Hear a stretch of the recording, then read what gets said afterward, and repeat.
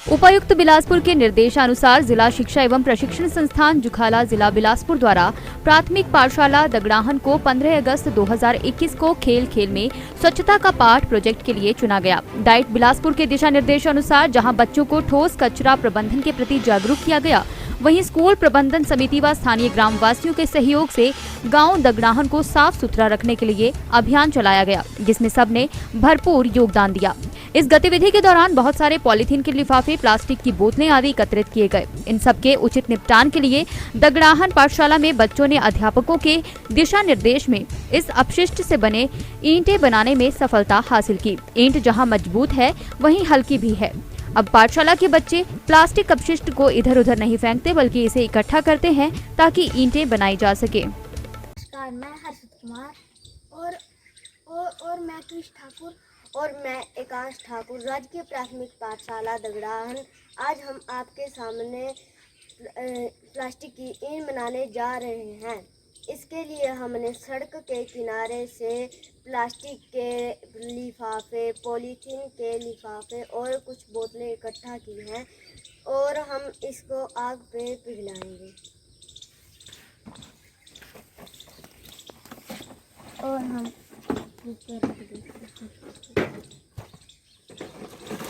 Commentary ten थरी mask लगाए लो। Ten थरी दिया बोतलें भी डालोगी। टेन थरी दिया दे से दे ये पइयागा ढक्कन रख दो।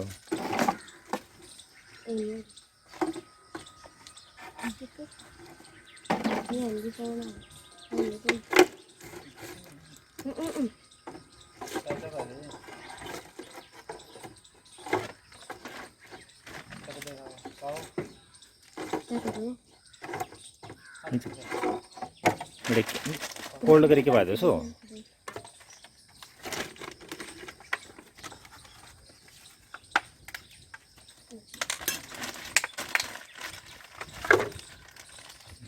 ढक्कन लगाओ।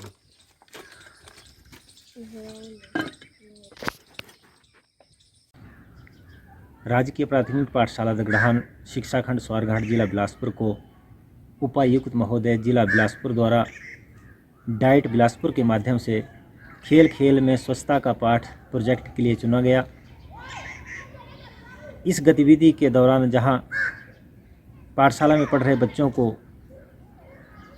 ठोस कचरा प्रबंधन के प्रति जागरूक किया गया, वहीं अभिभावकों और स्कूल प्रबंधन समिति के माध्यम से भी लोगों तक ये बात पहुंचाई गई, जिसका परिणाम यह हुआ कि हमारी इस पाठशाला की प्रबंधन समिति के साथ यहाँ के गांववासी, यहाँ के जितने भी दुकानदार थे, सब ने सहमति जताई और सब ने मिल कर के इस गांव को स्वच्छ बनाया।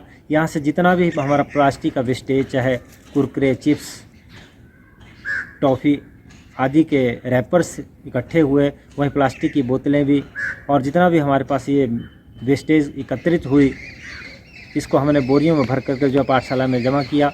उसके बाद इसके समुचित प्रयोग के लिए कि किस तरह से इसका रिसाइकल किया जा सकता है, उसके लिए भी प्रयोग किए और पाठशाला के बच्चों ने यहाँ के हमारे अध्यापक साथियों के साथ मिलकर के इस गतिविधि को अंजाम दिया और अंत में हम प्लास्टिक की ये ईंट बनाने में कामयाब हुए। ये ईंट जहाँ हल्की भी है, मजबूत भी है और काफ़ी टिकाऊ भी है। इसका कई प्रकार से प्रयोग किया जा सकता है। जिस तरह से दूसरी ईंटों का प्रयोग जहाँ किया जाता है, वहीं इसका भी प्रयोग हो सकता है।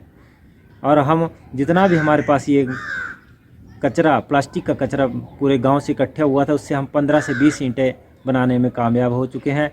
इस एक ईंट में लगभग 15 से 20 प्लास्टिक की बोतलें, 50 से 60 कुरकुरे, चिप्स आदि के रैपर्स, पेंसिलें, प्लास्टिक के जो रिफिल आदि जो है, इन सब का प्रयोग करके जो है एक ईंट बन सकती है। और इस ईंट को बनाते समय थोड़ा सा ध्यान ये रखना पड़ता है कि इसमें से कुछ मात्रा में गैसेज भी निकलती हैं, इसलिए मास्क का प्रयोग करके ही हम इसको बना सकते हैं।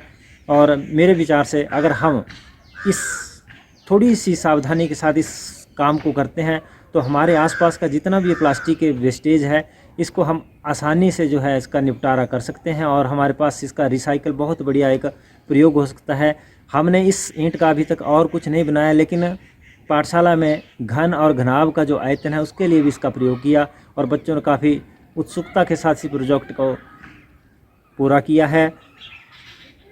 और हमारी ये प्रयास रहेगा जब हमारे पास अधिक मात्रा में ईंटें बन जाएंगी तो हम इनके द्वारा जो है कुछ ना कुछ पाठशाला के लिए।